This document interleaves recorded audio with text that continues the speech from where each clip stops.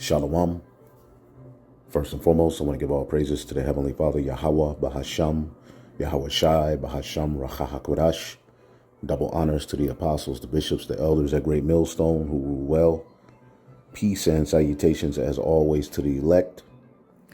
And I wanted to get into the topic, all right, of the allegory of eternal fire. Okay.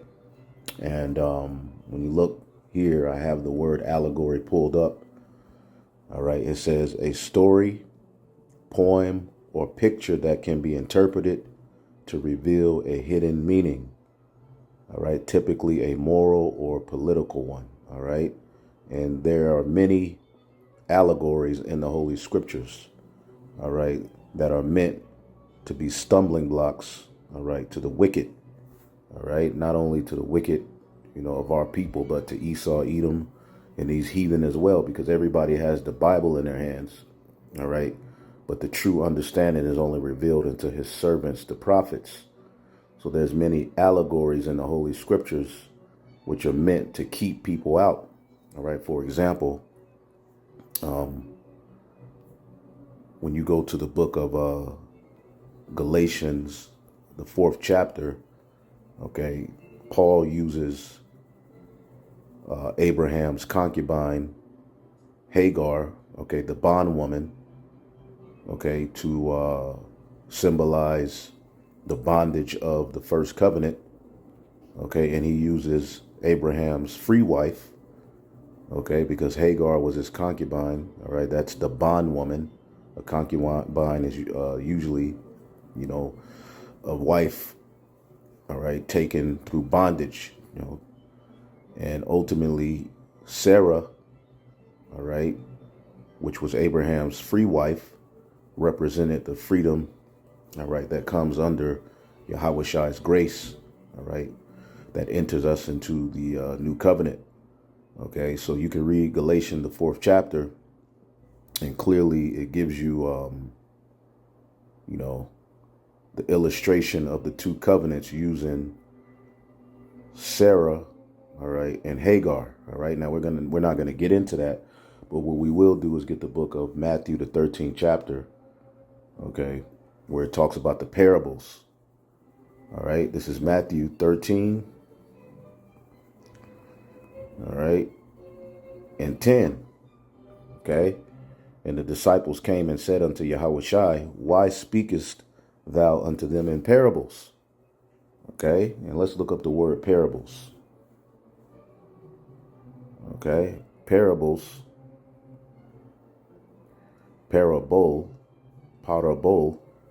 okay, a placing of one thing by the side of another, all right, juxtaposition, as of ships in battle, metaphorically, a comparison of one thing with another, likeness, similitudes, an example by which a doctrine or precept is illustrated, okay, so a narrative fictitious but agreeable to the laws and usages of human life.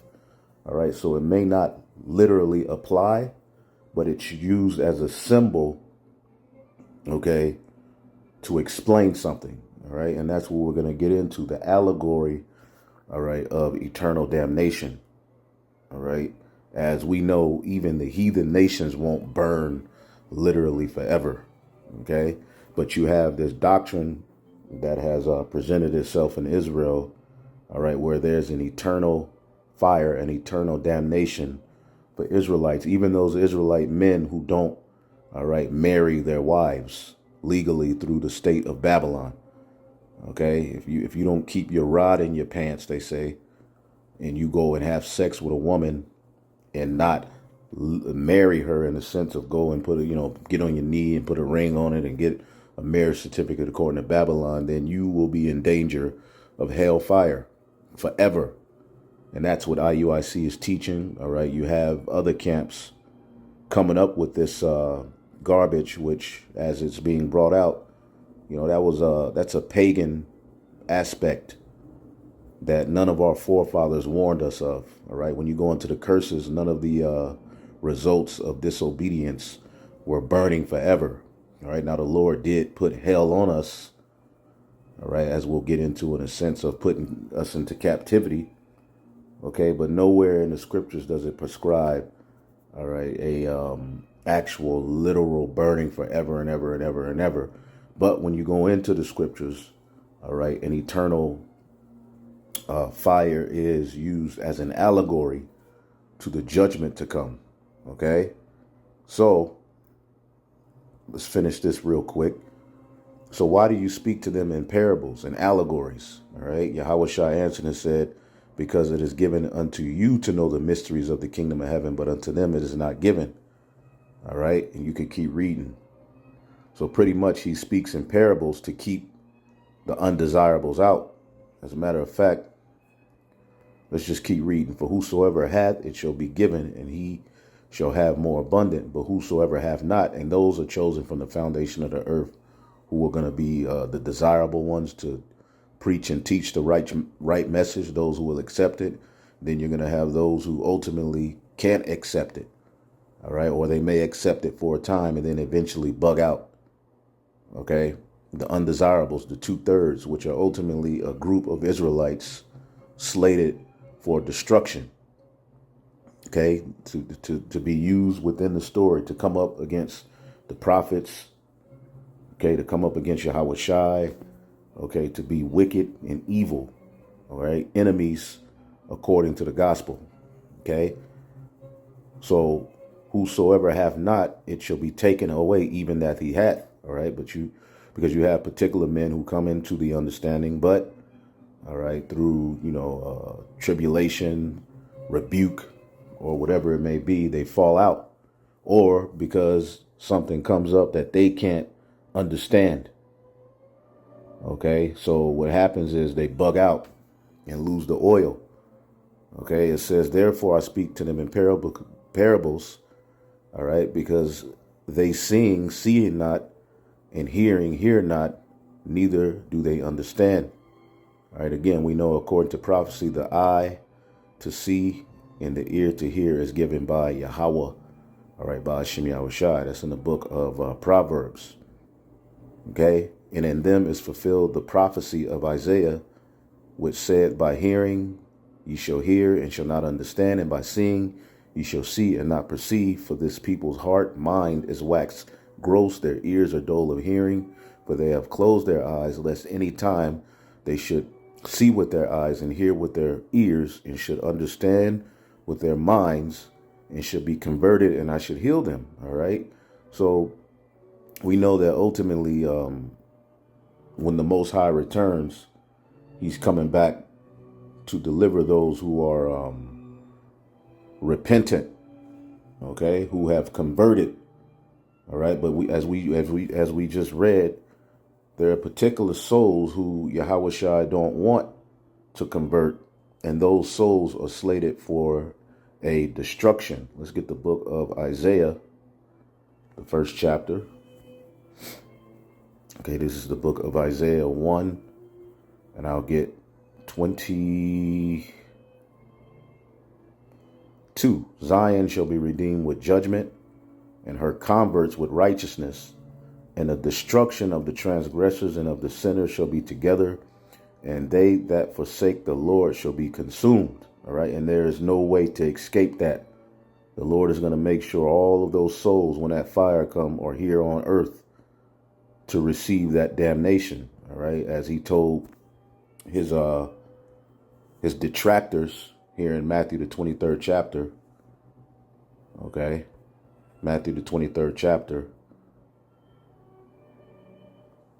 All right, he told them that ultimately these detractors, these wicked scribes and Pharisees, that they are the children of those who killed the prophets. Okay, Matthew 23:31. Wherefore you be witnesses unto yourselves that ye are the children of them which killed the prophets. Reincarnation. All right, they came back in their lot to give him hell. Fill ye up then the measure of your fathers, ye serpents, ye generation of vipers. All right, there's a wicked generation amongst our people. All right, and their judgment is going to be here on earth. How can ye escape the damnation of hell? All right, now when we look up this word hell, okay, there's an allegory being used here, all right, for the valley of Gehenna.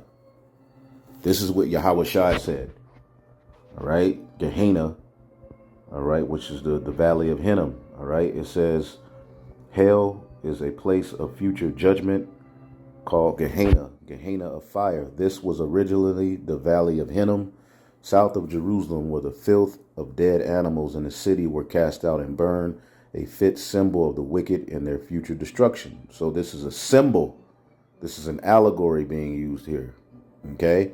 And when you go to the scriptures, okay, Hinnom, as we get, let's just go to the example, Jeremiah 32 and 35, and they built the high places of Baal, which are in the valley of Hinnom, okay, to cause their sons and their daughters to pass through the fire of Molech, which I commanded them not, neither came I, and it came into my mind that they should do this abomination to cause Judah to sin. So the valley of Hinnom, all right, is a place where wicked sacrifices went on. As a matter of fact, I'll go here to the Bible dictionary. Give me 1 second here. And we'll just type in Hinnom, see what comes up. Hinnom. Boom. Hinnom, a deep, narrow ravine separating from Mount Zion, called the Hill of Evil. It took its name from some ancient hero, son of Hinnom. It's first mentioned in Joshua 15 and 8. It had been a place where the idolatrous Jews burned their children alive to Molech. All right. Now, did those children burn forever? No, they burned in that fire. Okay. It says a particular part of the valley was called Tophet, or fire stove, where children were burned after exile in order to show their abhorrence to the locality. The Jews made this valley a receptacle, all right, of the offal of the city, for the destruction of which the fire was, as it supposed, was kept constantly burning there. And there was always things burned there, trash, dead bodies and so forth. Okay. The Jews associated this valley, all right, these two ideas, that the sufferings of the victims that had been sacrificed, all right, and that of filth and corruption. It became thus a popular mind, to the popular mind of the Jews, which Yahweh Shai is a Jew, right? A symbol of the abode of the wicked hereafter. All right. It came to signify hell as the place of the wicked. All right. It might be shown by an infinite example. The Jews express hell, or the place damned, by this word. The word Gehenna in the Greek was never used in this time of Christ in any sense other than to denote a place of future punishment. So Yahweh Shai was talking about a place of future punishment. Now, what we're going to do is go to the example of Sodom and Gomorrah, and we're going to get a few other examples. Okay? Because, again, let's get Sirach 39 and 24. As his ways are plain unto the holy, so are they stumbling blocks unto the wicked. Okay, so a lot of Israelites are now stumbling over this concept of hell in the fourth quarter at the very end. And then they're telling you, if you don't keep your penis in your pants, okay, you're going to burn forever. Okay, if you don't have your fringes on, you're going to burn forever. These are the mindsets of these particular Israelite camps. All right. And you all wonder why we always have to say something. That is absolute madness. Okay. Do you understand the bondage that puts the believer in? Okay. You got this man walking around the planet Earth, and he's scared to have sex with a woman because if he doesn't put a ring on it and get a marriage license, he's going to hell. That's what the dude said. They got a video, be a man and marry that woman. Okay. And we know, according to our ancient customs, this world does not follow how marriage is supposed to be handled. Okay. The marriage that we know of this world was, when did, as a matter of fact, let's just look it up real quick. When did marriage certificates come into play? See if we can look it up. When did marriage certificates come into existence? According to Wikipedia, some are available dating from the 17th century in colonial America. Marriage licenses have been required since 1639 in Massachusetts, with their use gradually expanding to... Boom, that's all we need. It's not something the Most High requires, but they're using that to push a hell doctrine, amongst other things. Now, his ways are playing to the holy, but stumbling blocks into the wicked. So real quick, let's get this in Jude. Okay. Jude verse. Let's see.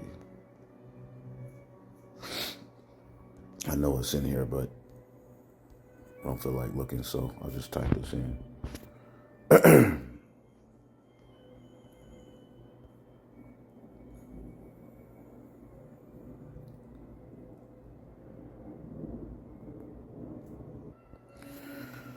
All right, so this is the book of Jude, verse 7, even as Sodom and Gomorrah, okay, and the cities about them in like manner giving themselves over to fornication, going after strange flesh, are set forth an example of suffering the vengeance of eternal fire.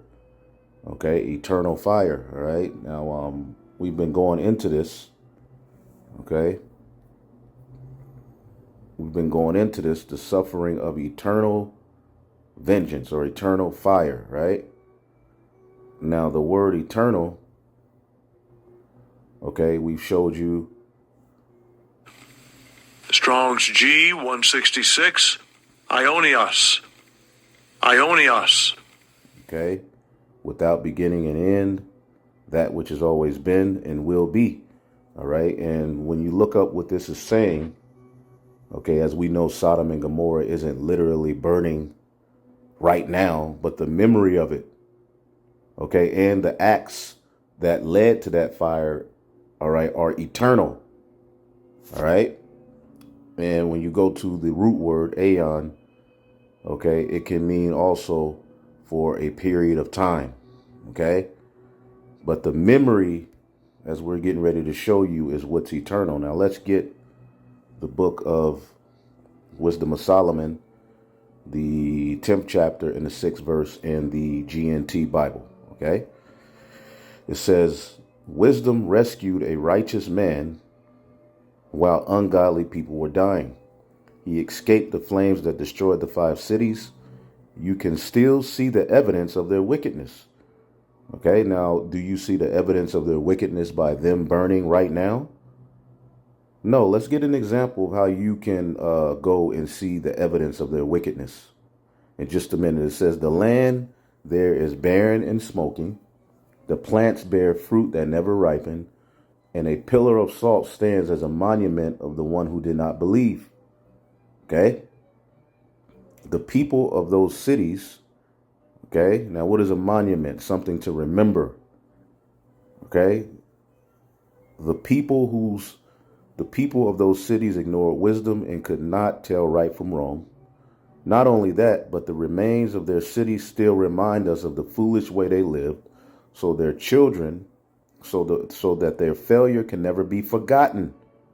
See, their failure is not forgotten through, all right, the land being burned. Now, you can literally, as some scientists have found, give me one second. You know, an example right here, some scientists have found, you know, that site. And you have particular scientists who, you know, deny the Most High, that they ignore this. But let's just check this out, a little bit of it. Is there of this burning sulfur that rained down? Well, it seems that the culprit are these sulfur balls that are also found in this area. The largest of these early bronze sites on the southeast side of the Dead Sea, this one locally is known as Babedra, and is the site that is associated with Sodom in the Bible. It was discovered as an early bronze site back in 1924. It was excavated in the 1960s and 1970s. And what archaeologists found here was this burn destruction that goes across this site. this city came to an end through a fire destruction. So here you can see this ashy burn destruction layer just underneath the surface. It's full of human bone fragments, burned pottery, and it's covering the entire site. Are around 500,000 people buried in this cemetery. And it's just staggering. And what's really intriguing then is that they found a burn destruction across the cemetery that happened at the same time that the city was destroyed. So the city... Okay, so you can go look that up. We don't have to look too deep into that, but that's just an example, okay, of what's written here. Okay, let's get it again. All right, as what did it say in the book of Jude? All right, verse 7, it says, even as Sodom and Gomorrah and the cities about them, there were 5 cities in total, in like manner giving themselves over to fornication, going after strange flesh, are set forth an example of suffering the vengeance of eternal fire. Now we know the people there are not literally burning. We know that the fire there is not literally burning. All right, but the memorial of it, the remembrance of what, the sins of those cities led to is something that we still talk about unto this day. All right. Just as when we get in the kingdom, the remembrance of Babylon and, the Edomites. All right. And as we'll show you, even the remembrance of the sins of those Israelites who came against the prophets and who did evil and wicked, but they will eventually receive mercy, as we'll show you in the Holy Scriptures. Going back here, Wisdom of Solomon 10:6, wisdom rescued a righteous man while ungodly people were dying. He escaped the flames that destroyed the 5 cities. You can still see the evidence of their wickedness. All right, the land there is barren and smoking. Okay, as we know, it's not still smoking, but what is still smoking? The remembrance of it. The remembrance of it has not been concealed. It has not been quenched.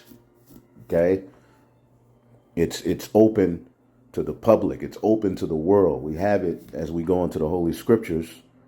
Okay, and in a sense, it's burning and smoking in that, all right, sense.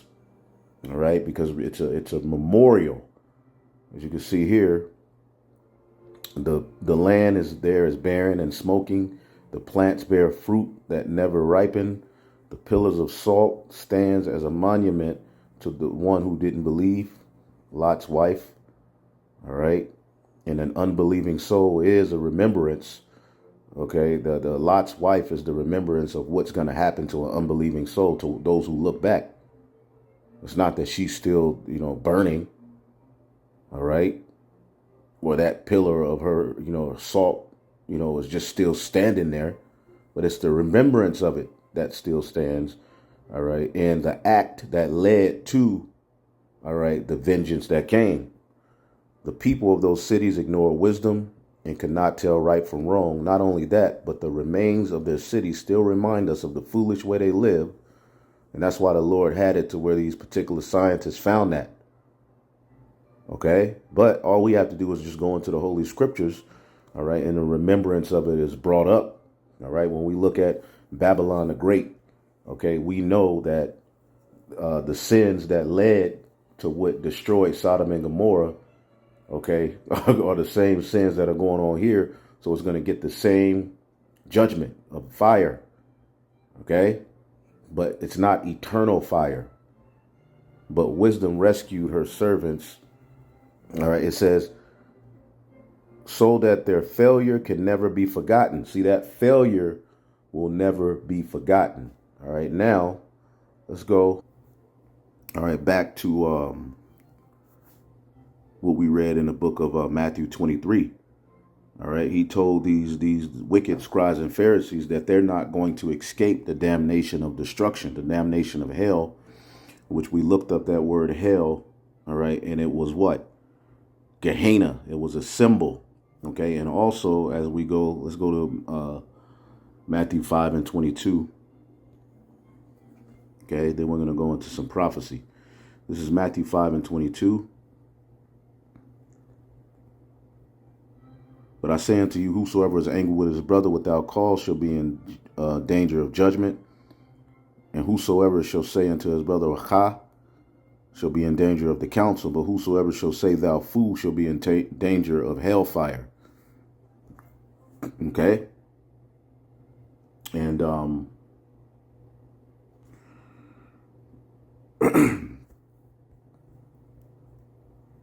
okay, that same word is hell. Okay, the hell fire. Okay, now let's type in the scriptures here, never quenched. Okay,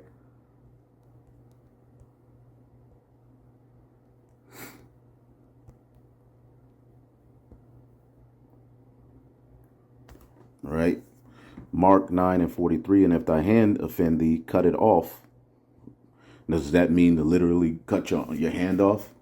No, it is better to enter into life maimed than to go having two hands going into hell, into the fire that shall never be quenched.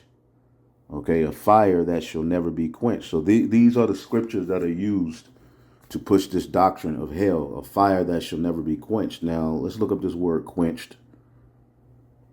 Okay, now, is the fire of Sodom and Gomorrah quenched in a literal sense? Yes, but figuratively, no, it's not. Okay, its remembrance still stands unto this very day. Okay, and that word quenched, okay, as asbestos, okay, unquenched, unquenchable, okay, of eternal hellfire to punish the damned, all right, which goes into those different gods that were eventually linked with the Bible. We know, according to the Bible, okay, there is no promise or prophecy of any Israelite or any heathen burning forever. Judgments are going to be played out here on the earth. Okay, let's see here. Give me one second.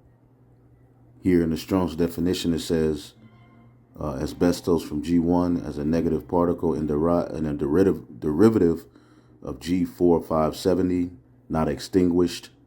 All right, and the memory won't be extinguished. Okay, this word, Strong's G 4570, sbenumi. Sbenumi. okay, extinguish, quench, a fire, things on fire, to be quenched, to go out, metaphorically, to quench or suppress. So it's not going to be suppressed.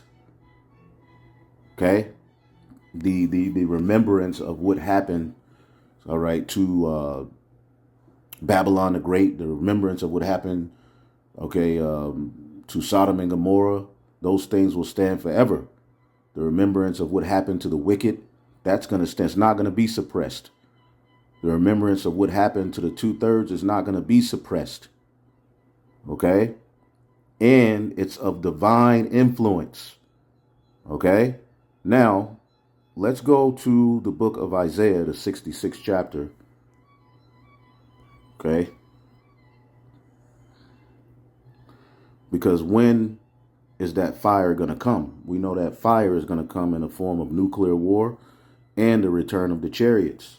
Okay, this is the book of Isaiah 66. Isaiah 66, and let's just get to the point.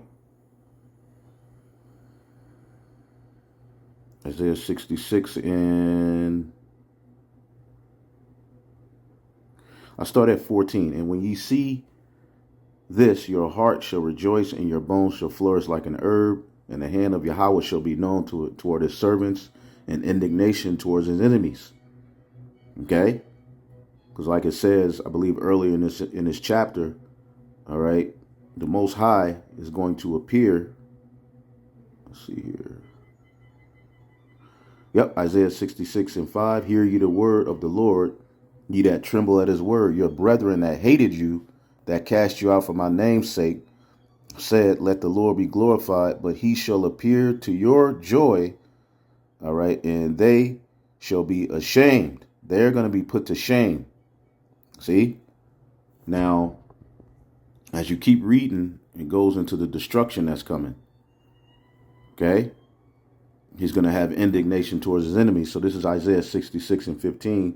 For behold, Yahweh will come with fire, and his chariots like a whirlwind, to render his anger with fury and his rebuke with flames of fire.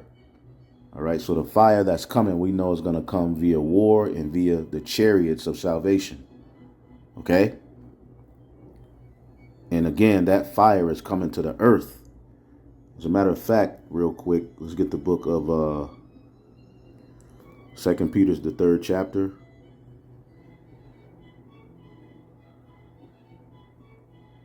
Let's see here.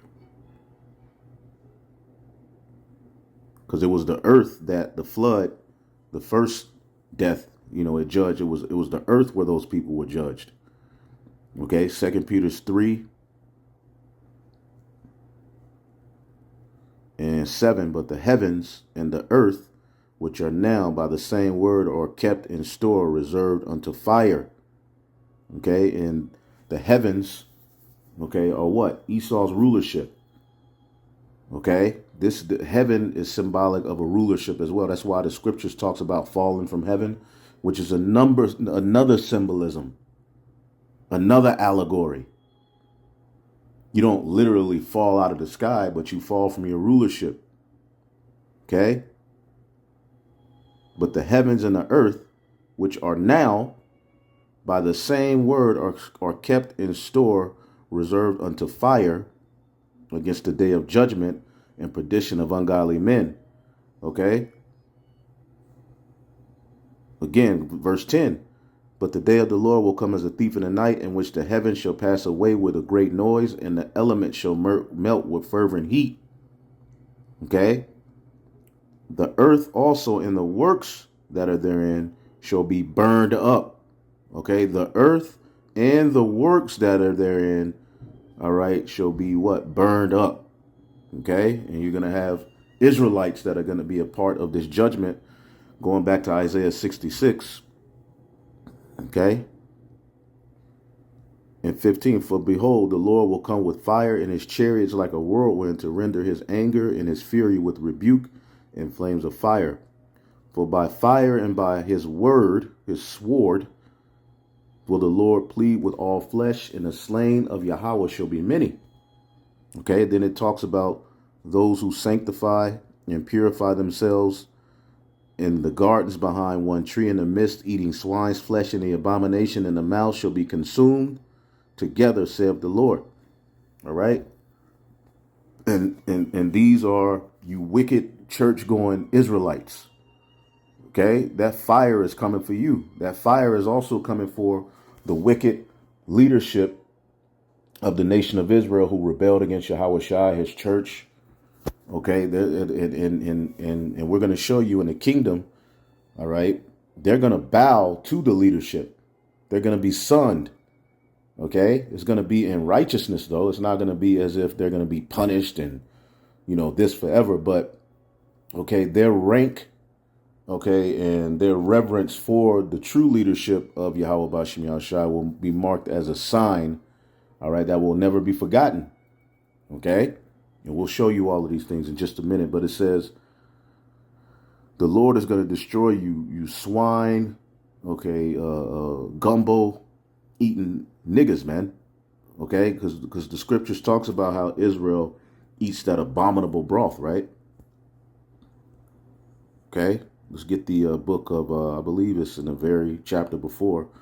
Yep, Isaiah 65:4. Those which remain amongst the graves and lodge in the monuments, which eat swine's flesh and broth of abominable things in their vessels.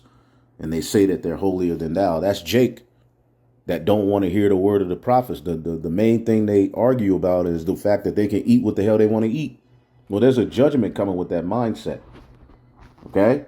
Now, as you keep reading in this chapter, okay, we'll just get to the point. Isaiah 66:24. And they shall go forth and look upon the carcasses of those men that have transgressed against me. All right. And it's a dead carcass. The carcass is not literally tormented forever. Okay. And we know what happens when you die. The spirit returns back to the Lord. Okay. And their worm shall not die. All right. Neither shall their fire be quenched, and they shall be an abhorring upon all flesh. Now we know Babylon the Great is going to be destroyed, but there's going to be a lot of death worldwide. Okay, as you get the book of Ezekiel, the 39th chapter, talks about how what? Let's see here as we get to the point. We'll use the destruction of the land of Israel as an example, because that land is going to be destroyed as well. All right, Babylon's going to be destroyed and Israel is going to be destroyed, but Israel is going to be rebuilt. Okay. Let's just get to the point, because Gog and Magog is going to be used as well, along with these different nations, to destroy Israel. This is an example. Ezekiel 39:12, and 7 months shall the house of Israel be burying them. Okay. And that they may cleanse the land. So that land is going to have to be cleansed up. Yea, all the people of the land shall bury them, and it shall be to them a renown, the day that I shall be glorified, saith the Lord.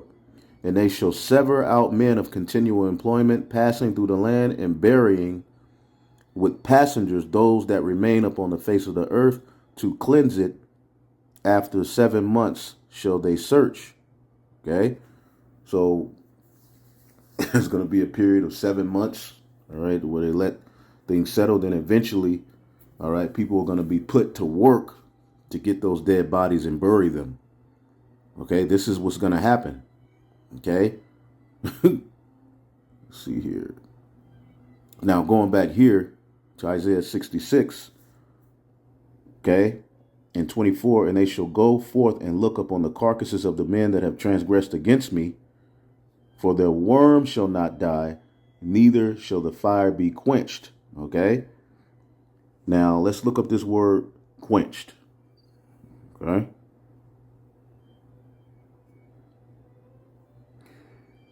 Kabah. Okay. To quench, to put out, to be quenched, to be extinguished. Okay. Now what we're going to do is go here. We'll go to the Hebrew lexicon. Okay. Remember, a lot of these are metaphors, man. Okay. Kabah, to be extinguished, to be quenched, to go out, properly spoken of fire, Leviticus 6:5, of a lamp, metaphorically of the anger of the Most High. Okay. The destruction of his enemies. They are quenched like a wick. It says to cover a fire with ashes, not quite, to extinguish, okay, or to be extinguished. The primary idea is that of covering over, hiding, okay?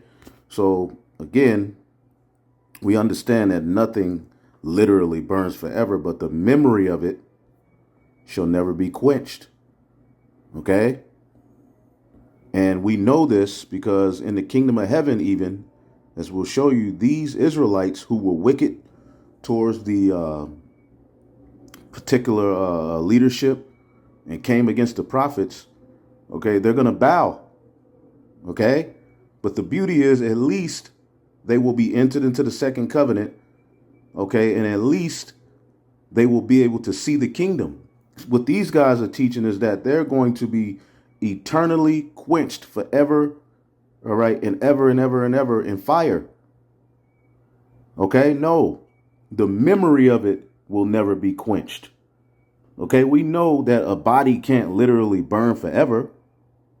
Okay, but this is speaking of their judgment, which the judgment takes place on earth. Remember, this is speaking of when the Lord returns.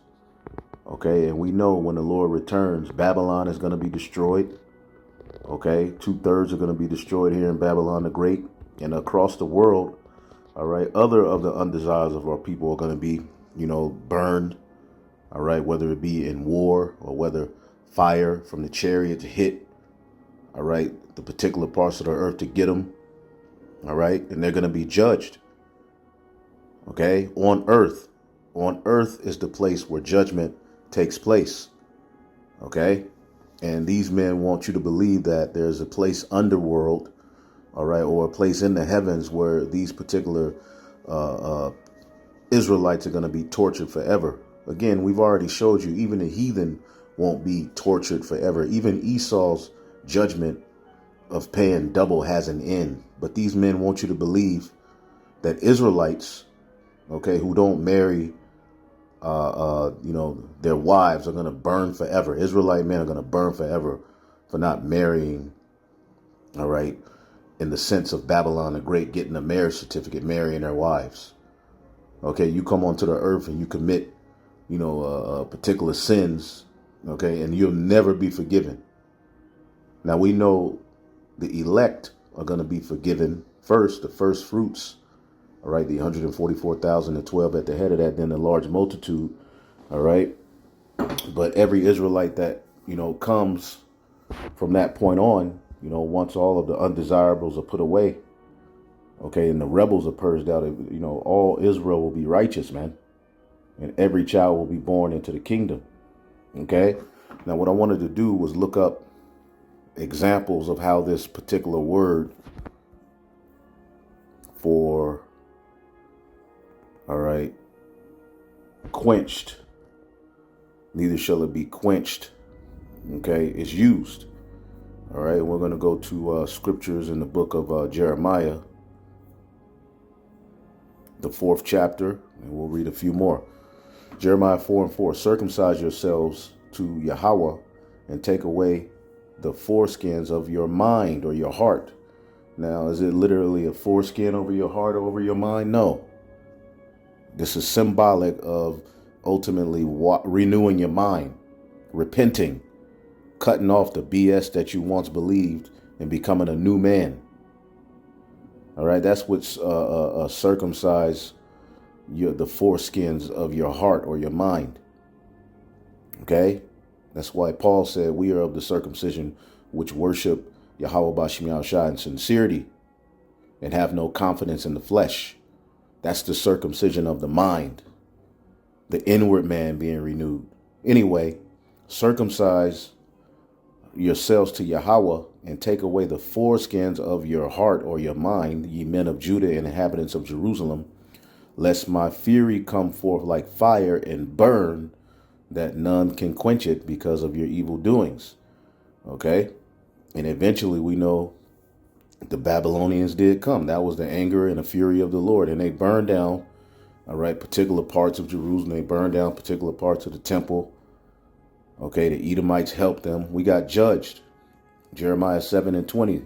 Therefore, thus saith the Lord, behold, mine anger and my fury shall be poured out upon this place, and upon man, and upon beasts, and upon the trees of the field, and upon the fruit of the ground. It shall burn and shall not be quenched. Is Jerusalem still burning unto this day? No. Okay. Jeremiah 17:27. But if ye will not hearken unto me and hallow the Sabbath day, and not bear the burden, even entering in at the gates of Jerusalem on the Sabbath day, then I will kindle a fire in the gates thereof, and it shall devour the palaces of Jerusalem, and it shall not be quenched. Okay, it's not going to be quenched, man. Okay, Jeremiah 21:12. O house of David, thus saith the Lord, execute judgment in the morning, and deliver him that is spoiled out of the hand of the oppressor, lest my fury go out like fire and burn, that none can quench it because of your evil doings. Okay, and there's other scriptures. Amos 5:6. Seek the Lord, and ye shall live, lest he break out like fire in the house of Joseph, the northern kingdom, and devour it, and there be none to quench it in Bethel. All right, so we see this is just used as a symbolism of judgment. Okay, I mean, let's get the book of Isaiah 5 real quick. Okay, Isaiah, the 5th chapter. Isaiah, the 5th chapter. And the 13th verse, it says, therefore my people are gone into captivity or exile, because they have no knowledge, and their honorable men are famished, and their multitude dried up with thirst. Therefore hell hath enlarged herself and opened her mouth without measure, and the glory and their multitude and their pomp and he that rejoices shall descend into it. Okay. So did Israel just go into literal hell? Okay, no, they went into captivity. Okay, the Assyrians took down the northern kingdom, and then Judah went under Babylon. And then from there, we went into perpetual and different captivities leading all the way up to today.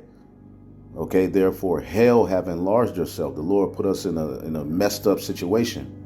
And that word hell, Shah, a wall, all right, it says Sheol, underworld, grave, which it really just means grave. We don't deal with the God of the underworld. Remember, that is Babylonian, Egyptian, Greco-Roman rhetoric. And Israelites are now trying to push this into the gospel, which this has happened before. These are the fables that Jake will be turned to. Okay? Now it says the wicked sent there for punishment without praise of God. All right? Meaning you're in a messed up position on earth. All right? But here's the point. All right? You look here, you can clearly see it says of place of exile. See? Of the place of exile, figuratively. All right? Another allegory. Okay? Figuratively, a place of exile. Okay? And it's likened unto hell. All right? Again, we always tell you heaven and hell are conditions that are going to be played out on earth. Okay? And captivity is hell. Again, when you read Isaiah 5:13 in the NLT, it says, so my people will go into exile far away because they do not know me. All right. And ultimately, that's, the hell that enlarged herself and opened her mouth without measure. All right. Us being judged. So you can see hell. All right.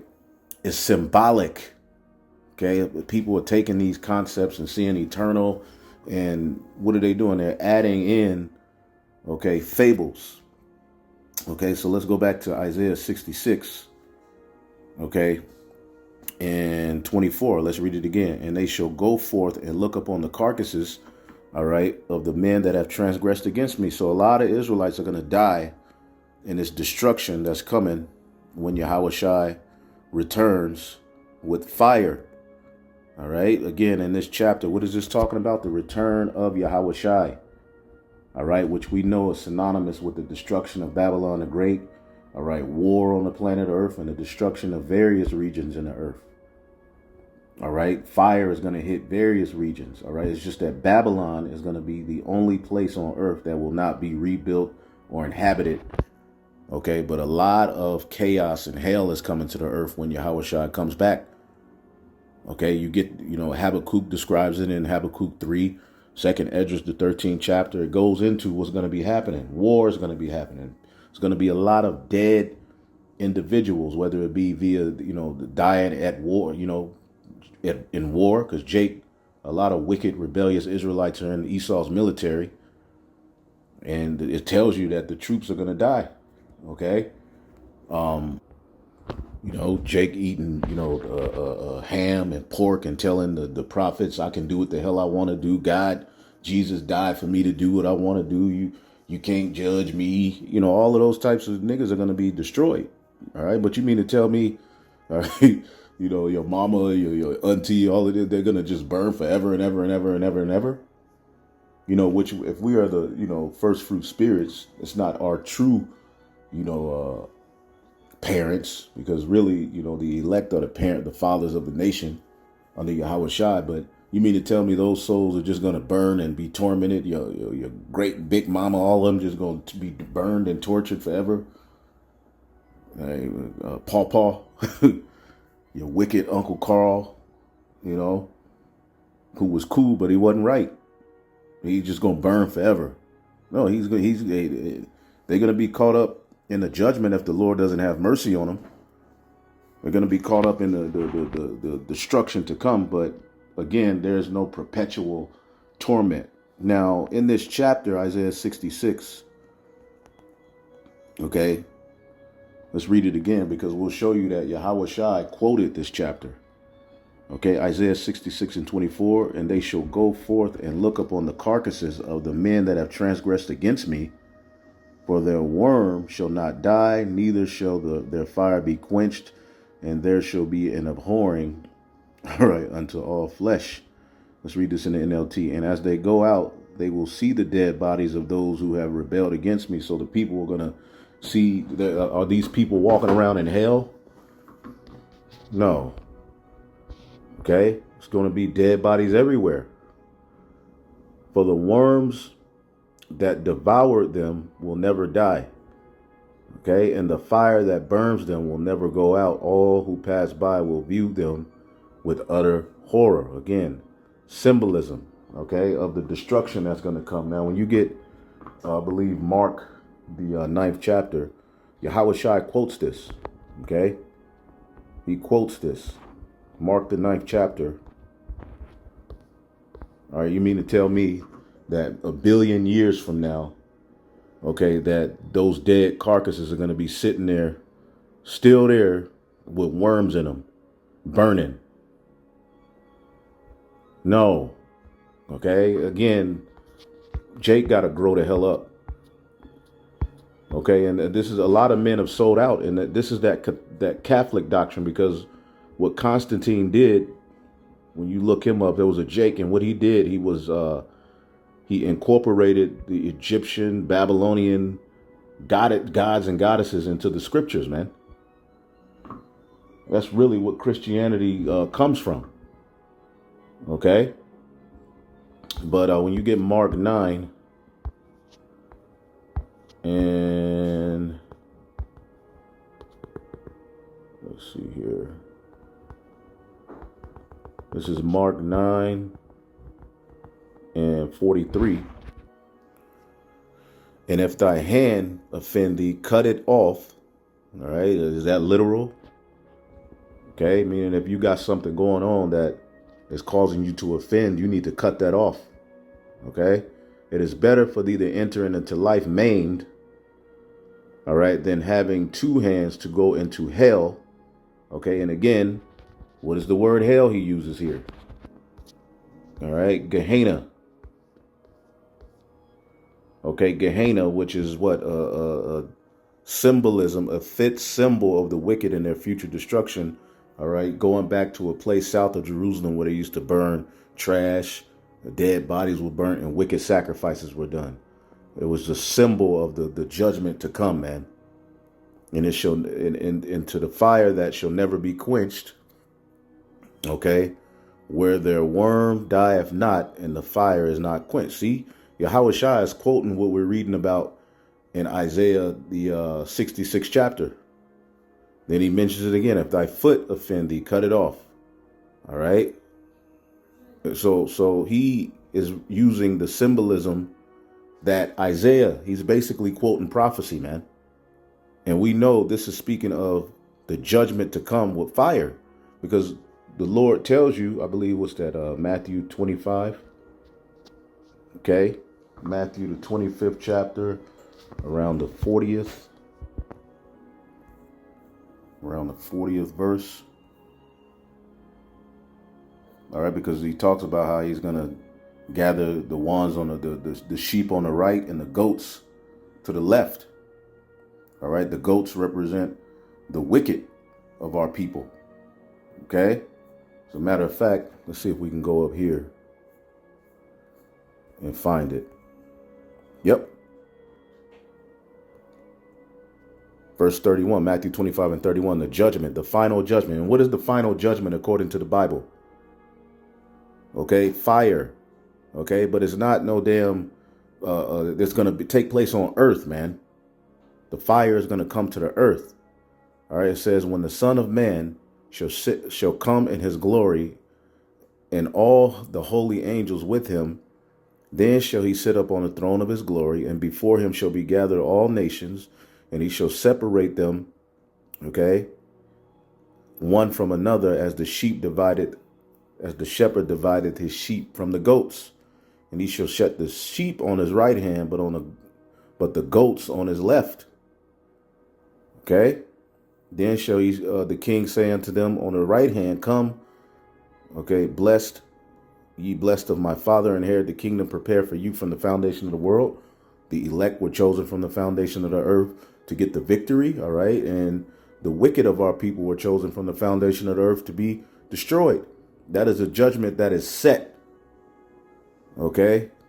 They can't escape that judgment. That's why Yahweh Shai told the wicked scribes and Pharisees, how shall ye escape the damnation of hell, Gehenna, fire? Okay, that's a future judgment.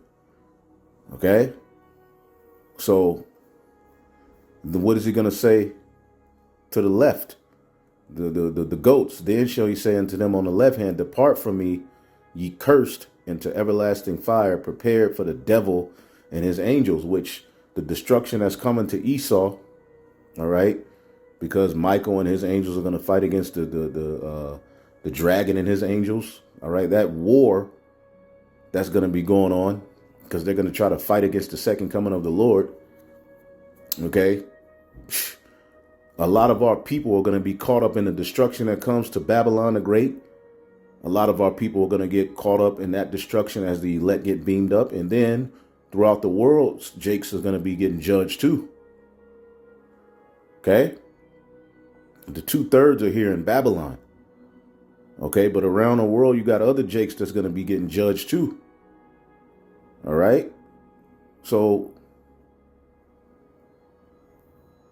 boom. All right. That judgment that's prepared for the devil, Esau, Edom, and his angels, his military, his artificial intelligence, his technology.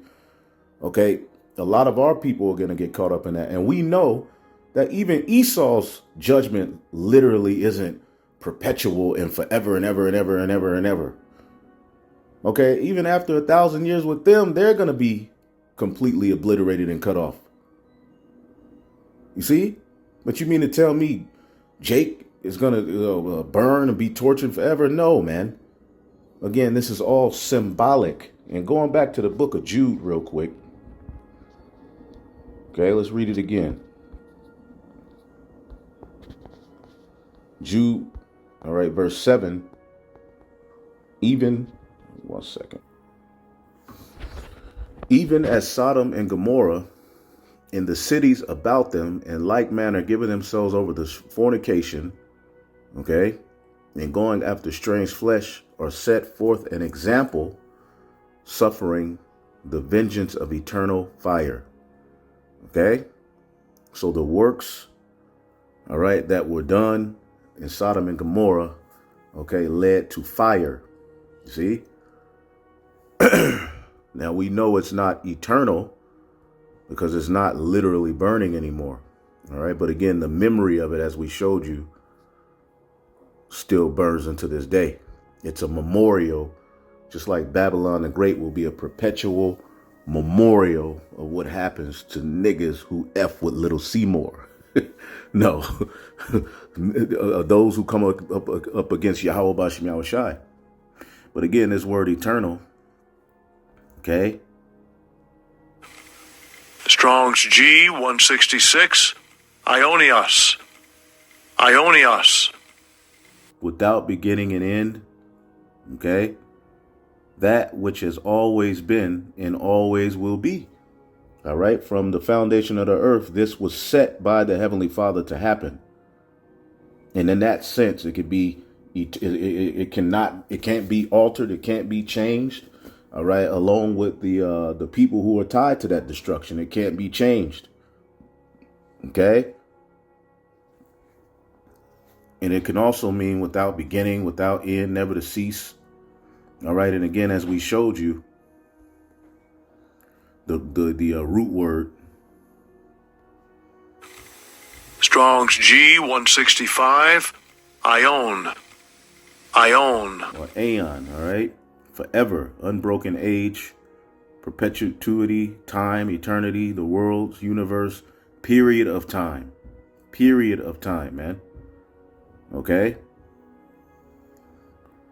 So again, this word could mean that which has always been, as you can see it highlighted here. All right, that which has always been, and that which will be, all right, meaning it's of divine, all right, existence.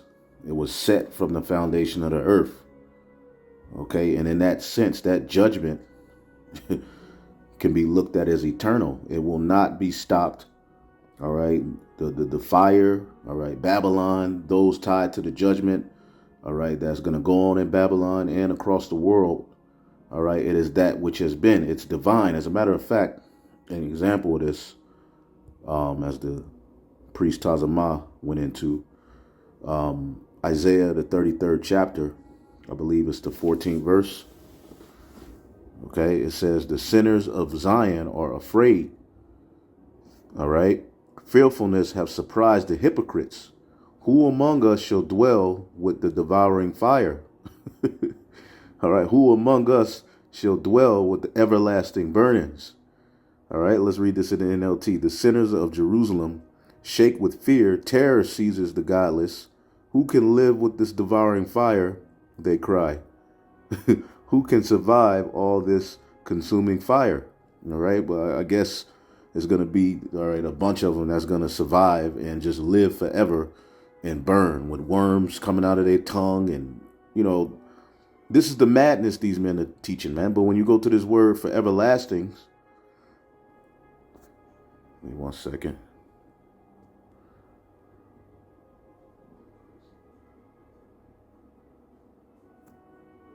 This word for everlasting burnings. Give me 1 second while this pops up.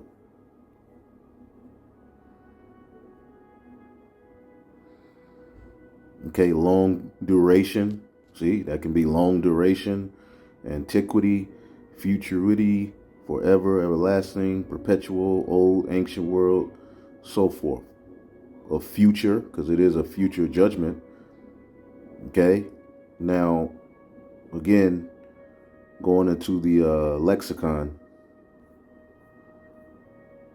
See here, give me 1 second. Let's just go to this point here. Boom, C, you see that? Of divine existence. Of divine existence, man. You see that? It's divinely inspired. That judgment, all right, was set from the foundation of the earth. It's divinely inspired. That's what that fire that's coming. It's already written. All right, and in that sense, it can be eternal. All right, or everlasting. But we know, again, that even the wicked Israelites, all right, that do evil won't ultimately have to burn forever, man. And we're going to keep bringing that out.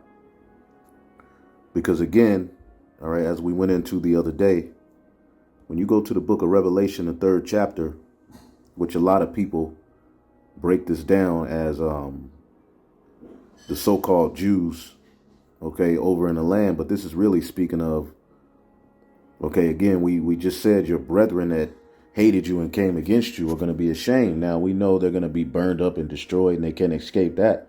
But eventually, they're going to be born back into the earth. Okay?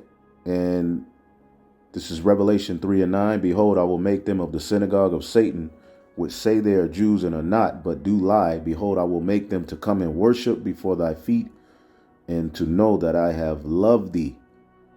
Okay? Now, a lot of people, you know, we use this to talk about how, you know, these fake, you know, ish people are going to bow to us. But also the wicked of our people, all right, once the kingdom of heaven is set up and they, you know, eventually come back into the fold, all right, they're going to acknowledge, okay, that we are the leaders. If we are, you know, if, you know, I'm just saying we, because, you know, Lord willing, I'm of that number. But those, whoever the leaders are, okay, once it's all said and done, all right, these men who were saying that they were the circumcision and, you know, coming against the church, hey, eventually they're going to acknowledge the true leadership of Yahweh Bashim Yahushai. Okay, and if you say this, well, this is actual, you know, small hats, the ish people, well, why ain't they burning forever? Because if anybody was to burn forever, shouldn't they? So they're going to have a chance to bow at our feet, which they are going to bow.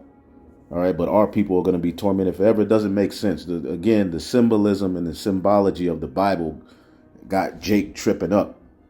Okay? They're going to acknowledge the true leadership, man. And they're going to loathe themselves. They're going to feel bad. As a matter of fact, going back to Isaiah 66 real quick. See if we can get that back. Isaiah 66. Okay, let's read it again in 24. And they shall go forth and look upon the carcasses of the men that have transgressed against me, for their worm shall not die, neither shall the fire be quenched. Okay, and they shall be an abhorring unto all flesh. All right, when you look up this word abhorring, all right, da ra a wan, the ron.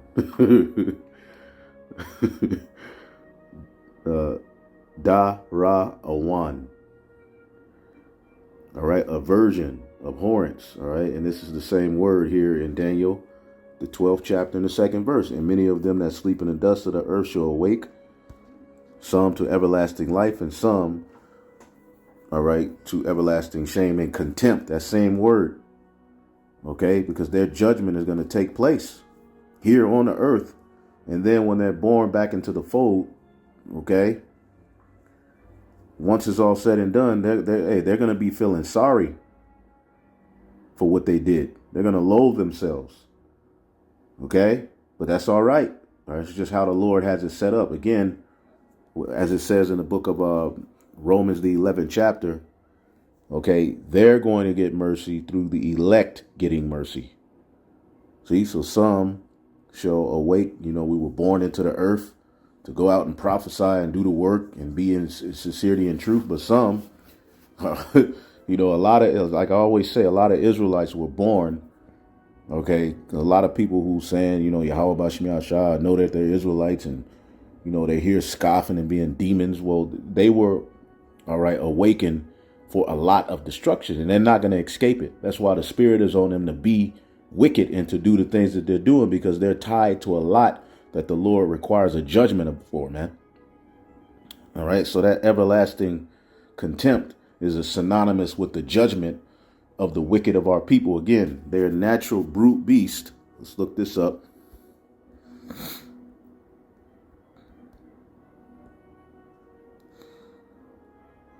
Okay, 2 Peter 2:12, but these as natural brute beasts made to be taken and destroyed. Okay, made to be taken and destroyed, speak evil of the things that they understand not, and shall utterly perish in their own corruption. Okay, they were, let's read this in the NLT. These false teachers are like unthinking animals, creatures of instinct. And you see that happening now. You got Jake rebelling and just saying anything out of their mouth. All right, the two maniacs said that I am is how you say Yahweh is basically I am, which Yahweh is he is. I am is a haya shah haya. I am that I am. Again, just completely these teachers, all right, there's Satan underground in a bottomless pit. Okay, the eternal damnation. We ain't gonna see Ariah in the kingdom. After 1,000 years, the Yahweh Shah is gonna die. We're not gonna live forever. The earth is gonna be overpopulated if we live forever. These are small thinking individuals who try to present themselves as deep. Okay, these false teachers are like unthinking animals, creatures of instinct, born to be caught and destroyed. See, they were born to be caught and destroyed, and the destruction is going to happen. Okay, as Yahweh Shai told them, you're not going to escape it. The damnation of Gehenna fire, which we know that's coming in the end times, man. You know, so that's pretty much it. You know, like we, showed you in the curses, it said these curses will be a sign and a wonder forever. You know, that's for a set time. But again, it was divinely inspired. There was no way to get around it. Okay, there's no way. It's coming. It's here. It's set. Okay, that which is and shall be. So, it's a lot more we can go into, and we'll continue to edify on these topics. But Lord willing, y'all are edified. On to the next. Shalom.